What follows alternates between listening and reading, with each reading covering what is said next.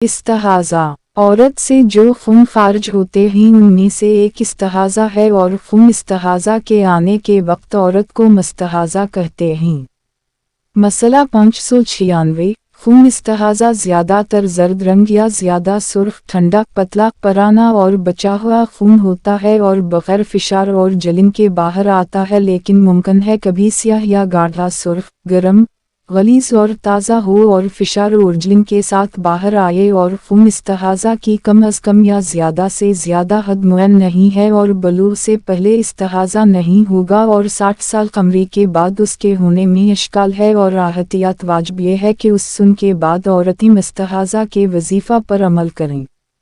मसला 597, इस्तिहाज़ा की 3 किस्में हैं, कलीला, मुतवस्सिता और कसीरा। 1. इस्तिहाज़ा कलीला, वो खून जो सिर्फ उस रुई के ऊपर वाले हिस्से को आलूदा करे जो औरत अपनी शर्मगाह में रखे और उसके अंदर तक सरायत न करे। 2. इस्तिहाज़ा मुतवस्सिता, वो खून जो रुई में सरायत करे अगरचा उसके एक गोशे ही में हो लेकिन रुई से उस कपड़े तक न पहुँचे जो औरतें अमूमन खून रोकने के लिए बांधती हैं।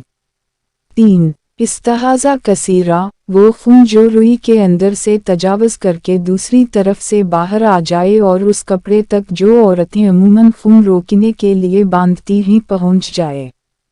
काबिल ज़िक्र है रुई की मक़दार को मुअय्यन करने के लिए जो औरतों के दरमियान मामूल है उस पर अमल करें और इस्तेमाल के वक्त बग़ैर फिशार दी हुई रुई को इस्तेमाल करें।